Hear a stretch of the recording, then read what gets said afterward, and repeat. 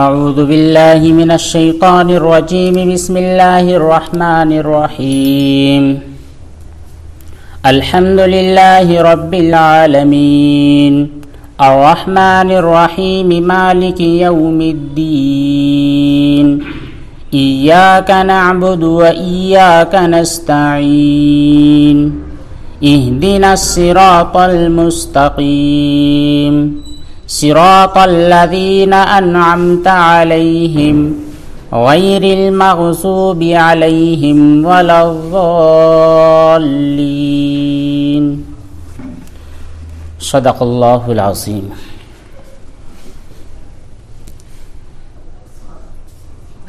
یہ تھی سورہ فاتحہ، جس کی کل 7 آیتیں ہیں جو آپ کے سامنے تلاوت کی گئی۔ ترجمہ اس کا یہ ہے، شروع کرتا ہوں میں اللہ کے نام سے جو بڑا مہربان، بہت زیادہ مہربان ہے۔ تمام تعریفیں اللہ تعالیٰ کے لیے ہے جو تمام جہانوں کا پالنہار ہے، جو بڑا مہربان ہے، نہایت رحم کرنے والا ہے، جو مالک ہے روز جزا کا۔ اے اللہ، ہم تیری ہی عبادت کرتے ہیں اور تجھی سے مدد طلب کرتے ہیں۔ ہمیں سیدھے راستے کی ہدایت عطا فرما، ان لوگوں کے راستے کی جن پر آپ نے انعام کیا ہے، نہ کہ ان لوگوں کے راستے کی جن پر غضب نازل ہوا ہے، اور نہ ہی ان لوگوں کے راستے کی جو گمراہ ہوئے ہیں۔ اللہ تبارک و تعالیٰ نے اپنی کتاب قرآن مجید کا افتتاح فرمایا، تو اس کے افتتاح اور شروعات کرنے کے لیے جس سورت کا انتخاب فرمایا وہ ہے سورہ فاتحہ۔ اس سورہ فاتحہ کی فضیلت کے لیے صرف اتنی ہی بات کہہ دینا کافی ہو سکتی ہے کہ جب بھی ہم نماز کی ادائیگی کرتے ہیں تو سورہ فاتحہ ضرور پڑھتے ہیں۔ نہ صرف یہ کہ نماز میں بلکہ ہر رکعت میں سورہ فاتحہ کو پڑھنا ضروری ہوتا ہے۔ جیسے کہ حدیث مبارکہ ہے، نبی کریم صلی اللہ علیہ وسلم نے ارشاد فرمایا، لا صلاۃ الا بفاتحۃ الکتاب، بغیر سورہ فاتحہ کی تو نماز ہی نہیں ہوتی ہے۔ تو ہر نماز میں اس سورت کا بار بار کثرت سے پڑھا جانا، یہ اس سورت کی فضیلت کے لیے ایک بڑی اور اہم بات ہے۔ دوسری بات یہ ہے کہ اللہ تبارک و تعالیٰ نے قرآن کریم کی ابتدا بھی اس سورت سے فرمائی ہے، اور اسی سے آگے بڑھ کر ایک بات یہ بھی کہی جا سکتی ہے کہ یہ جو سورہ فاتحہ ہے اس کے 2 حصے بنائے جائیں۔ پہلا حصہ تو یہ کہ یہ قرآن کریم کا ابتدائیہ ہے، جس کو ہم کہتے ہیں تمہید ہے۔ اسی کے ساتھ ساتھ قرآن کریم کا مکمل مفہوم اور مکمل تفسیر بھی ہے، یعنی یہیں سے قرآن کریم شروع بھی ہوتا ہے، اور اگر یہی پر ہم تحقیق کریں، جستجو کریں، تو پورا قرآن کریم کا مطلب بھی واضح اور صاف ستھرا نظر آ جاتا ہے۔ اسی کے ساتھ یہ جو سورہ ہے، سورہ فاتحہ، اللہ تبارک و تعالیٰ نے اس کے بہت سارے نام رکھے ہیں۔ ان تمام ناموں میں سے ایک نام ام الکتاب بھی ہے۔ ام الکتاب مطلب یہ ہے کہ تمام کتابوں کی ماں۔ اسی طرح ام القرآن بھی ہے، پورے قرآن کریم کی ماں، پورے قرآن کریم کے مصادر، پورے قرآن کریم کا خزانے، وہ سب کے سب اسی صورت میں ہیں۔ اسی طرح اس صورت کا نام سورہ شفا بھی ہے۔ حدیث مبارکہ ہے، نبی کریم صلی اللہ علیہ وسلم نے ارشاد فرمایا، یہ قرآن کریم کی جو سب سے پہلی سورت ہے جس کو آپ سورہ فاتحہ کہتے ہیں، اس میں کل 7 آیتیں ہیں، اور یہ 7 آیات آیات شفا ہے۔ کسی بھی قدر مہلک مرض میں آپ مبتلا ہو جائیں، اس سورت کا ورد کیجئے، اپنے آپ پر دم کیجئے، اللہ تبارک و تعالیٰ نے اس میں شفا رکھی ہے۔ اسی کے ساتھ اس سورت کی ایک فضیلت یہ بھی ہے کہ اللہ تعالیٰ نے سب سے پہلے قرآن کریم کی جو مکمل صورت، ویسے تو قرآن کریم میں مکمل 114 صورتیں ہیں، ان تمام صورتوں میں جو سب سے پہلے مکمل طور پر صورت نبی کریم صلی اللہ علیہ وسلم پر نازل فرمائی، وحی فرمائی، وہ ہے سورہ فاتحہ۔ چند آیتیں ہیں جیسے اقرأ بسم ربک الذی خلق، اس کی کل 5 آیتیں، سورہ مدثر، سورہ مزمل، ان کی کچھ آیتیں اس صورت کے پہلے نازل ضرور ہوئی ہے، لیکن مکمل صورت کے اعتبار سے دیکھا جائے تو سب سے پہلے سورہ فاتحہ نبی کریم صلی اللہ علیہ وسلم پر اتری ہے۔ اسی کے ساتھ اگر یہ دیکھا جائے تو یہ سورہ فاتحہ حمد و ثنا کا مجموعہ ہے، اور اسی کے ساتھ ساتھ انسانوں کی ضروریات کے لیے مانگی جانے والی دعائیں ہیں۔ پہلے عرض کیا گیا کہ اس سورت میں کل 7 آیتیں ہیں۔ ان 7 آیتوں کو ڈیوائڈ کیا جائے، تقسیم کیا جائے تو ادھر 3 ہو جائے گی، لیفٹ سائڈ میں 3، رائٹ سائڈ میں 3۔ ادھر کی جو 3 ہے، شروعات کی جو 3 آیتیں ہیں، یہ اللہ تبارک و تعالیٰ کی حمد و ثنا پر مشتمل ہے، اور جو آخر والی 3 آیتیں ہیں یہ بندے کی دعا پر مشتمل ہے، اور جو درمیان کی اور سینٹر والی جو آیت ہے جس کو چوتھی آیت کہہ سکتے ہیں، یہ آیت ایک ایگریمنٹ ہے اللہ تعالیٰ اور بندوں کے درمیان۔ سب سے پہلے اللہ تبارک و تعالیٰ نے کہا ہے، پہلی جو آیت ہے سورہ فاتحہ کی، الحمدللہ رب العالمین۔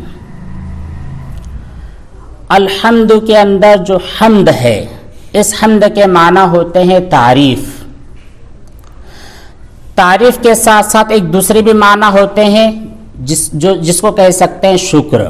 تو یہ لفظ حمد اپنے اندر 2 معنی لیے ہوئے ہیں، ایک ہے تعریف اور دوسرا ہے شکر، لیکن عام طور پر اس کا جو ترجمہ کیا جاتا ہے وہ تعریف سے ہی کیا جاتا ہے۔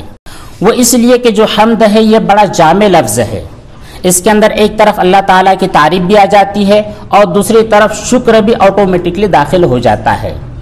ہمارے یہاں پر شاندار وسیع و عریض مسجد بنی ہوئی ہے، لوگوں نے کہا الحمدللہ یہ بڑی عالیشان مسجد ہے۔ اب یہاں پر الحمدللہ کہنے کی وجہ سے اس مسجد کی جو تعریف کی گئی، تو اس تعریف کے کرنے میں گویا کہ ایک طرف اللہ تعالیٰ کا شکر بھی ادا ہو جا رہا ہے کہ اللہ تعالیٰ نے اتنے بہترین کاریگر، اتنے بہترین انجینئرز اس دنیا میں رکھے ہیں کہ ان کے ہاتھوں میں جادو ہے، ان کے ہاتھوں نے کمال کر دیا اور عالیشان مسجد وجود میں آ گئی۔ اسی طرح کوئی خوبصورت نظارہ ہے، آپ وہاں پر تعریف کرتے ہیں اس چیز کی، تو اس چیز کی تعریف دراصل اللہ تعالیٰ کی تعریف ہوتی ہے، اور اللہ تعالیٰ کا شکر ہوا کرتا ہے کہ اللہ کا شکر ہے جس نے ایسے خوبصورت آبشاریں، خوبصورت نہریں اور بہترین چیزیں اس دنیا کے اندر ہمیں عطا فرمائی ہے۔ اتنی بات کہہ دینا کافی ہو سکتا تھا کہ اللہ تعالیٰ کے لیے ہی تمام تعریفیں ہیں، لیکن آگے جو آیت مکمل ہوتی ہے اس کا آخری والا جملہ ہے رب العالمین۔ اللہ تعالیٰ کون ہے؟ اللہ تعالیٰ کون ہے جس کی تعریف ہے، جس کے لیے دنیا کی تمام تر تعریفات ہو سکتی ہیں؟ وہ تمام تعریف اس اللہ کے لیے ہے جو رب ہے۔ رب ایسی ذات کو کہا جاتا ہے جو کسی کو پیدا کرے، جب وہ کچھ بھی نہیں تھا، کچھ نہ ہونے سے اس کو وجود بخشے، وجود بخشنے کے بعد اس کی نشو و نما کرے، اس کی بڑھوتری کرے، حالات اور وقت کے تقاضوں کے مطابق جو بھی ضروریات اس کی ہو سکتی ہے ان تمام ضروریات کی تکمیل کرے، یہ ہوتی ہے رب کی ذات۔ اسی کے آگے ہے صرف رب بھی نہیں، رب العالمین کہا گیا۔ اللہ تعالیٰ صرف انسانوں کے رب نہیں ہے، عالمین کے رب ہے، جبکہ ہماری سراسری جو نگاہیں ہوتی ہے یہ سمجھ سکتی ہے کہ عالم یہ ہے جس کو ہم دیکھ رہے ہیں، اس سے زیادہ اگر بڑھ جائیں تو یہ سمجھ سکتے ہیں کہ عالم وہ ہے جن کو ہم دیکھ رہے ہیں، پلس اس میں جتنی بھی مخلوقات ہیں، انسان ہیں، جنات ہیں، نباتات ہے، جمادات ہے، یہ تمام چیزیں ان کا رب ہے۔ لیکن نہیں، عالم بہت سارے ہیں۔ عالمین جو کہا گیا ہے، عالمین وہ جو ہماری نگاہوں کے سامنے ہے، ہم جیسے انسان، نباتات، حیوانات، جنات وغیرہ۔ اسی کے ساتھ ساتھ وہ عالم جو ہماری نگاہوں سے پوشیدہ ہے، ہم سے اوپر جو عالم ہے ملائے اعلیٰ، اور فرشتوں کا جو عالم ہے، جہاں پر روحیں رہتی ہے ان کا عالم ہے۔ انسانوں کے مرنے کے بعد ایک جگہ جمع ہوتی ہے، وہ ایک عالم ہے۔ ابھی تک جو لوگ اور جو اشیاء اس دنیا میں نہیں آئی ہیں، مستقبل میں وہ چیزیں پیدا ہو سکتی ہے، چاہے وہ سائنس کے اعتبار سے ہو، انسانوں کی تخلیق کے اعتبار سے ہو، وہ ایک عالم ہے۔ اسی طرح اس دنیا کے ختم ہو جانے کے بعد اللہ تعالیٰ کے سامنے ہمیں کھڑا ہونا ہے، روز جزا، وہ ایک عالم ہے۔ وہاں سے ختم ہونے کے بعد حساب و کتاب کا ایک عالم ہے۔ بہت سارے عالم ہیں۔ اسی کے ساتھ ہماری زمین کے نیچے جو تحت و ثرا تک جتنی بھی زمینیں ہیں، ان تمام زمینوں کے اندر جتنی مخلوقات ہیں، ان کے اعتبار سے ہر ایک ذات کے ہر مخلوق کے اعتبار سے ایک ایک سیپریٹلی عالم ہے۔ گویا کہ ان تمام عالم کا جو رب ہے، پہلے بھی کہا گیا ہے کہ جو مٹی کی تہوں میں دبا ہوا ایک پتھر ہے، اس پتھر کے اندر ایک کیڑا ہے، اس کو بھی رزق دیا جا رہا ہے، وہ اپنی موت اور حیات اس کی چڑھ رہی ہے جو بھی اس کے مقدر میں ہے۔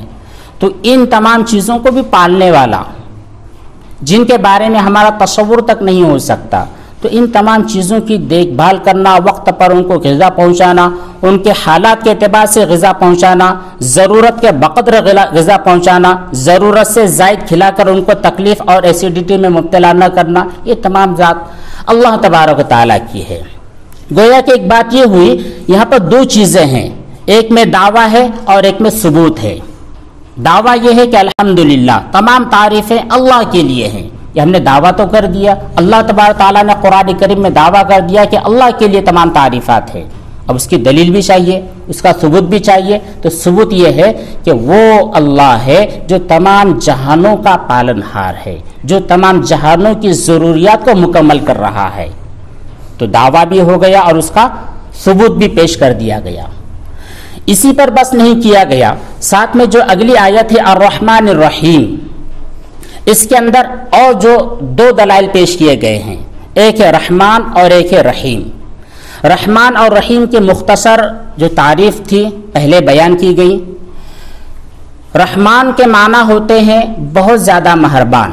اس رحمان میں جو مہربانی ہوتی ہے یہ پھیلی ہوئی ہوتی ہے، عمومی مہربانی ہوتی ہے، ایسی مہربانی ہوتی ہے جس سے کوئی چھوٹتا نہیں ہے، جس سے کوئی چوکتا نہیں ہے، جس سے کوئی رہ نہیں جاتا ہے۔ تو جو رحمان کے اندر مہربانی ہے یہ رحمت عامہ ہے، اور رحیم ایسی ذات کو کہا جاتا ہے، ایسی مہربانی ہے جس کے رحمت تام ہے، جس کے اوپر بھی ہوگی حد سے زیادہ ہوگی، اس کو اس میں کچھ بھی کمی اور خلا محسوس نہیں ہوگا۔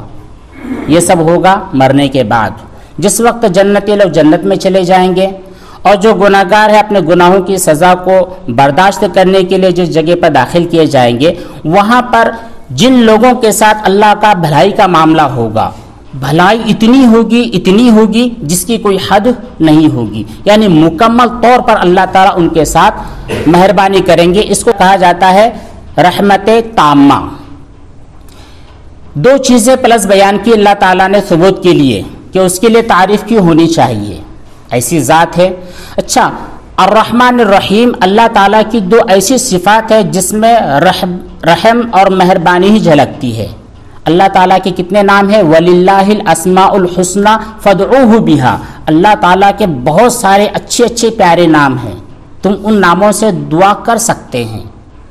اللہ تعالیٰ کا نام جبار بھی ہے، جس کے معنی ہوتے ہیں زبردست پکڑ والا، قہار بھی ہے، اللہ تعالیٰ غضب نازل کرنے والا۔ ایسے سخت الفاظ بھی، ایسے سخت معنی لیے ہوئے الفاظ اور صفات بھی اللہ تعالیٰ کی صفات ہیں، لیکن یہاں پر اللہ تعالیٰ نے جبار کا تذکرہ نہیں کیا جس کے اندر سختی جھلکتی ہو۔ اس کے اندر یہ بھی تذکرہ نہیں ہے کہ میرے بندے جس وقت گناہ کریں گے میں ان کو سخت پکڑ کروں گا، ان کو جہنم میں ڈال دوں گا۔ اس طرح کے سخت الفاظ اللہ نے یہاں پر استعمال نہیں کیے، بلکہ دو مہربانی کے الفاظ استعمال کیے ہیں۔ اس کی وجہ کیا ہے؟ وجہ یہ ہے کہ اللہ تبارک و تعالیٰ کی جتنی بھی صفات ہیں ان تمام صفات سے صرف یہ دو صفتیں آگے بڑھی ہوئی ہے۔ اللہ نے خود ارشاد فرمایا سبقت رحمتی اعلی غضبی، میری غضب کی بھی حیثیت ہے، میں غضب بھی کر سکتا ہوں، میں پکڑ بھی کر سکتا ہوں، لیکن میری جو رحمت ہے یہ زیادہ آگے چلتی ہے۔ جو غضب اور غصہ ہے یہ سائڈ میں رہتا ہے، بوقت ضرورت میں اس کو استعمال کرتا ہوں۔ اسی طرح اس رحمان الرحیم، یہ جو دو صفات اللہ نے بیان کی ہے، اس سے ہمیں سبق کیا ملتا ہے؟ سبق ہمیں یہ ملتا ہے کہ ہمیں اللہ تعالیٰ کی جو صفات ہے ان صفات کو اپنانا چاہیے۔ جب اللہ تعالیٰ قہار ہے، اللہ تعالیٰ غضب والے ہے، اور اللہ کا غضب ایسا ہے جس کے سامنے کوئی ٹھہر نہیں سکتا، تو ہمیں حکم دیا گیا، ہمیں تعلیم دی گئی کہ ہم بھی اگر ہمارے اندر غصے کا مادہ ہے، زیادہ چڑچڑے پن کا مادہ ہے، دوسروں کے پر بھڑاس نکالنے کا مادہ ہے، تو اس کو سائڈ میں رکھے اور تخلقوا باخلاق اللہ، اپنے آپ کو اللہ تعالیٰ کے اخلاق سے متصف کر لو، یعنی اپنے اندر اللہ تعالیٰ کے اخلاق ڈالو۔ تو اللہ تعالیٰ کی ان اخلاق کو ہمیں قبول کرنا ہے، ہمیشہ ہمارے یہی اخلاق لوگوں کے سامنے رہیں۔ ہاں، بوقت ضرورت، کبھی ضرورت بھی پڑ سکتی ہے غصہ ہونے کی، کبھی ضرورت پڑ سکتی ہے ڈانٹ ڈپٹ کرنے کی، کبھی ضرورت ہو سکتی ہے تنبیہ کرنے کی، تو بوقت ضرورت ان چیزوں کا استعمال کریں۔ یعنی آپ لوگوں میں مشہور رحم دل کے ساتھ ہوں، ظالم اور جابر اور سخت دل لوگوں کی حیثیت سے لوگوں کے درمیان آپ کا تعارف نہ ہو سکے۔ اسی کے ساتھ ساتھ اگلی جو آیت مبارکہ ہے مالک یوم الدین، اس کا ترجمہ ہوتا ہے کہ اللہ تبارک و تعالیٰ روز جزا کا مالک ہے۔ روز جزا اس دن کو کہا جاتا ہے جس دن اللہ تبارک و تعالیٰ نیک لوگوں کو ان کی نیکیوں کے بقدر بھلائیوں سے نوازے گا، اور برے لوگوں کو ان کے برائیوں کے بقدر برے حالات کے اندر مبتلا کر دے گا۔ تو اللہ تعالیٰ روز جزا کا مالک ہے۔ روز جزا کب ہوگا؟ جس وقت ہم سب ختم ہو جائیں گے، اس کائنات کا ذرہ ذرہ ختم ہو جائے گا، پھر آخرت قائم ہوگی۔ وہ جو آخرت ہے اسی کو کہا جاتا ہے روز جزا۔ اللہ تعالیٰ نے یہاں پر کہا ہے کہ روز جزا کا مالک ہے، تو کیا اللہ تعالیٰ آج کے دن کا مالک نہیں ہے؟ قیامت تک کے جو حالات رہیں گے، صبح شام ہوتی رہیں گی، ان چیزوں کا مالک نہیں ہے؟ جی بالکل، اللہ تعالیٰ ان تمام چیزوں کا مالک ہے، لیکن اسپیشل طور پر روز جزا اللہ کے ساتھ اس لیے خاص کیا گیا کہ وہاں پر کسی کا انٹرفیئر نہیں ہوگا۔ یہاں پر ہم کچھ نہ کچھ کسی نہ کسی حد تک مالک ہو سکتے ہیں، ہم اپنے نوکر کے مالک ہو سکتے ہیں، ہم اپنے بچوں کے مالک ہو سکتے ہیں، ہم اپنی پراپرٹی کے مالک ہو سکتے ہیں، لیکن وہ جو دن ہوگا وہاں پر آپ کو کسی بھی چیز کی ملکیت نہیں ہوگی، بلکہ اللہ تعالیٰ نے ارشاد فرمایا کہ ہم اس دن انہیں ایسی حالت میں لائیں گے جیسی حالت میں یہ پیدا ہوئے تھے۔ ہم پیدا ہوئے تھے تو ہمارے پاس کتنے ڈریس تھے؟ ظاہر بات ہے ایک بھی نہیں تھا، ہم ننگے تھے، ہماری کوئی پراپرٹی نہیں تھی، ہمارے کھانے پینے کا کوئی ٹھکانہ نہیں تھا، تو وہ جو دن ہوگا وہاں پر بھی ہماری یہی کنڈیشن ہوگی۔ تو وہاں پر ہمارے کنٹرول میں کچھ بھی نہیں ہوگا۔ آج تو تھوڑی بہت کنٹرول ہمارے پاس ہو سکتی ہے، وہاں پر کچھ بھی نہیں، وہاں پر سب کے سب اللہ تعالیٰ کے حوالے، اللہ جو چاہے گا وہ ہوگا۔ اور اس کی ایک حکمت یہ بھی ہے کہ روز جزا کا مالک کیوں کہا گیا؟ ہم وہاں پر کھڑے ہو جائیں اللہ کے سامنے، اللہ ہم نے تو عشاء کی نماز ادا کی تھی، ہمیں اس عشاء کی نماز کے بدلے جنت کا سرٹیفکیٹ دے دے، اس طرح کا ہم دعویٰ نہیں کر سکتے۔ وہ تو اللہ تعالیٰ اپنے فضل سے ہماری ان ٹوٹی پھوٹی عبادتوں کو قبول فرما لے، اس کی ذات کریمانہ ہے۔ اللہ تعالیٰ ہماری عبادتوں کو، ہمارے تقویٰ کو، ہماری طہارت کو، ہماری بھلائیوں کو قبول فرما لے، اللہ تعالیٰ کا فضل ہوگا۔ تو جنت میں جو بھی جائے گا اللہ کے فضل سے جائے گا، اپنی عبادتوں کی وجہ سے نہیں جائے گا۔ تو مالک یوم الدین، اللہ تعالیٰ روز جزا کا مالک ہے۔ جب بھی بندہ نماز کے اندر پڑھتا ہے تو پہلی آیت پڑھنے کی وجہ سے اللہ کہتا ہے حمیدنی ربی، اللہ کی تعریف بیان کرتے الحمدللہ رب العالمین، اللہ کہتا ہے حمیدنی ربی، میرے بندے نے میری تعریف کی۔ دوسری آیت پڑھتا ہے الرحمن الرحیم، تب بھی اللہ تبارک و تعالی ارشاد فرماتے ہیں اثنا علی عبدی، میرے بندے نے میری پھر سے تعریف کی۔ جب تیسری مرتبہ تیسری آیت مالک یوم الدین پڑھتا ہے تب بھی اللہ تعالیٰ کہتے ہیں مجدنی عبدی، میرے بندے نے میری بزرگی بیان کی۔ تو گویا کہ جس وقت ہم نماز پڑھ رہے ہوتے ہیں یا پھر یہ سورہ پڑھ رہے ہوتے ہیں تو ہمارا اللہ تعالیٰ سے کلام ہوتا ہے، ہم اللہ تعالیٰ سے بات چیت کر رہے ہوتے ہیں۔ تو یہاں سے پوائنٹ یہ نکلتا ہے کہ جب بھی ہم نماز کی ادائیگی کر رہے ہوں تو ہمارا ذہن مکمل طور پر نماز کی طرف ہی ہو، کیونکہ ہمارا کانٹیکٹ اللہ تعالیٰ سے ہے، اور ایسی ذات ہے جس کے بارے میں بتلا دیا گیا وہ رب العالمین ہے اور رحمان و رحیم بھی ہے۔ اس کے بعد جب چوتھی آیت آتی ہے ایاک نعبد و ایاک نستعین، اس آیت مبارکہ کے پڑھنے کی وجہ سے اللہ تعالیٰ فرماتے ہیں ھذا بینی و بین عبدی، یہ میرے اور میرے بندے کے درمیان کی کچھ باتیں ہیں، یعنی یہ ہمارے دونوں کے درمیان ایک ایگریمنٹ ہے، ایک معاہدہ ہے۔ معاہدہ یہ ہے کہ بندہ کہتا ہے، اس میں ایک دعا بھی ہے اور ایک اللہ تعالیٰ کی حمد بھی ہے۔ ایاک نعبد، ہم کہتے ہیں نماز میں، اے اللہ ہم تیری ہی عبادت کرتے ہیں اور تجھی سے مدد طلب کرتے ہیں۔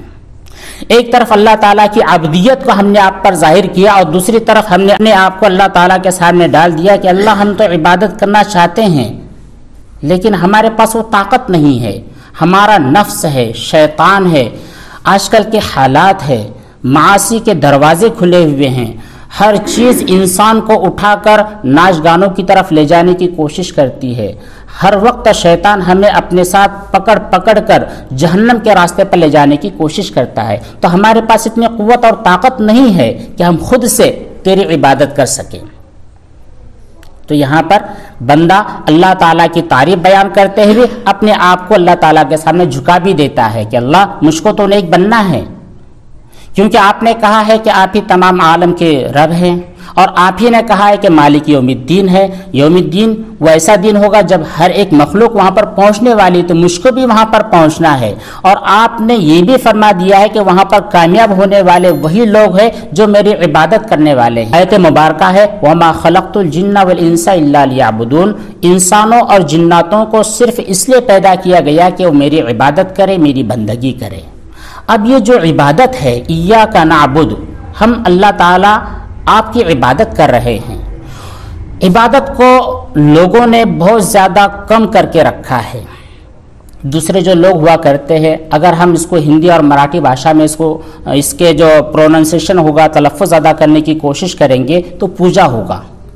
اسی طرح فارسی زبان کے اندر اگر اس کو ادا کرنے کی کوشش کریں تو پرستش ہوگا، انگریزی زبان میں اس کو ادا کرنے کی اگر کوشش کریں گے تو پھر پریئر ہو سکتا ہے یا پھر ورشپ وغیرہ الفاظ ہو سکتے ہیں۔ تو ان الفاظ کے اندر جو معنی ہے بہت محدود ہے۔ ورشپ اگر آپ کرنا چاہو گے تو صرف آؤ گے مسجد میں 4 رکعت 2 رکعت نماز ادا کرو گے، پوجا اگر کرنا چاہو گے تو ایک مخصوص اعمال ہوگے۔ اسی طرح پرستش، اس کے بھی بہت زیادہ پھیلے ہوئے معنی نہیں ہے، بندگی عبادت نماز ہے، روزہ ہے۔ لیکن جو عبادت ہے نعبدو کا جو ترجمہ کیا جاتا ہے اللہ ہم آپ کی عبادت کرتے ہیں، اس کا مطلب پرستش سے بھی بڑھ کر، اس کا مطلب پوجا سے بھی بڑھ کر، اس کا مطلب ورشپ سے بھی زیادہ بڑھ کر ہماری پوری زندگی 24 گھنٹے والی جو زندگی ہے، نماز تو ہے ہی لیکن زکوٰۃ بھی ہے، اس میں گناہوں سے بچنا بھی ہے، اس میں نظروں کی حفاظت بھی ہے، اس میں انٹرنیٹ کا ناجائز استعمال بھی ہے، اس میں لوگوں کی حق تلفی بھی ہے، اس میں لوگوں کا مال کھانے سے بچنا بھی ہے، قرضے کی دنیا بھر کی جتنی بھی چیزیں ہیں ہمارے استعمال کی، وہ تمام چیزیں یہاں پر آ جاتی ہیں۔ تو عبادت کا جو مفہوم ہے پورا وسیع ہے، ہماری پوری زندگی گھرا ہوا ہے۔ تو ہمارا اٹھنا، ہمارا جاگنا، ہمارا چلنا پھرنا، کھانا پینا، یہ سب کے سب چیزیں جب اللہ کی مرضیات کے مطابق ہوگی تب ہم صحیح معنوں میں اللہ تعالیٰ کے بندے ہوں گے اور اللہ تعالیٰ کے عبادت گزار ہوں گے۔ اچھا، یہاں پر ہم نے اللہ تعالیٰ کے سامنے کہہ دیا ہے کہ ہم تو بالکل ناکارہ ہے، شیطان بہت بھاری ہے، پھر اہدنا الصراط المستقیم، آپ ہی ہمیں سیدھا راستہ دکھائیے، ہمارے پاس وہ قوت نہیں ہے، ہمارے پاس وہ طاقت نہیں ہے۔ تو اللہ تبارک و تعالیٰ سے ہم طلب کر رہے ہیں، ہدایت مانگ رہے ہیں کہ ہمیں صحیح راستہ آپ ہی بتلائیے، اور اسی کے ساتھ ساتھ ایک دعا یہ بھی کر رہے ہیں کہ صراط الذین انعمت علیہم، ایسے لوگوں کا راستہ بتلائیے جن سے آپ خوش ہوتے ہیں، جن پر آپ نے انعام کیا ہوا ہے، اور ایسے لوگوں کے راستے سے بچا دیجئے جن کے اوپر آپ کا غضب اور غصہ نازل ہوا ہے۔ تو یہاں پر یہ جو چیزیں آخر میں بتلا دی گئی ہے تو اللہ آخر میں ارشاد فرماتے ہیں کہ میرا بندہ جو کچھ مجھ سے مانگتا ہے وہ اس کو دوں گا۔ شروع میں تو ہم نے اللہ کی حمد کی، اس کی آخر کے اندر اللہ کہتے ہیں کہ میرے بندے نے جو کچھ مجھ سے مانگا ہے میں اس کو دے دوں گا۔ اب اس کے بعد بندے کا ایک کام ہوتا ہے، وہ عملی طور پر قدم بڑھانا، کامیاب ہونا ہے، اللہ کو راضی کرنا ہے تو کامیاب ہونے کی طرف بڑھ جائیے۔ اس کی تشریح قرآن کریم کی ایک دوسری آیت نے کی ہے، کون لوگ ہیں جن پر اللہ نے انعام کیا ہے؟ انعم اللہ علیہم من النبیین والصدیقین والشہداء والصالحین، وہ لوگ ہیں جو نبیوں کا سلسلہ تو ختم ہو چکا ہے، اب انبیاء آنے والے نہیں، بچے کون؟ شہداء، صالحین، صدیقین، یہ 3 لوگ ہیں۔ یہ 3 لوگ اگر آپ کو دنیا میں ملتے ہیں تو ان کے کندھے پر ہاتھ رکھ دیجئے، ان کے ہاتھوں میں اپنے ہاتھوں کو دے دیجئے، اللہ والوں کی صحبت میں بیٹھ جائیے، اس کے بعد شیطان آپ کا کچھ نہیں بگاڑے گا۔ قرآن کریم کے اندر جو احکامات ہیں وہ تمام احکامات آپ کے سامنے کھل جائیں گے، اور نبی کریم صلی اللہ علیہ وسلم انبیاء جو بھی کام کرتے تھے وہ تمام کام علماء صلحاء کرنے والے ہیں، ان کے سامنے بیٹھ جائیے، اللہ تبارک و تعالیٰ سے دعا مانگتے رہیں، انشاءاللہ اللہ تعالیٰ شیطان مردود سے آپ کی حفاظت کرے گا۔ بسم اللہ الرحمن الرحیم، اللہم صلی علی سیدنا مولانا محمد وعلی آل سیدنا مولانا محمد وبارک وسلم۔ ربنا ظلمنا انفسنا وان لم تغفر لنا وترحمنا لنکونن من الخاسرین، واعف عنا واغفر لنا وارحمنا انت مولانا فانصرنا علی القوم الکافرین، وصلی اللہ تعالی علی خیر خلق محمد وعلی آلہ واصحابہ اجمعین برحمتک یا ارحم الراحمین۔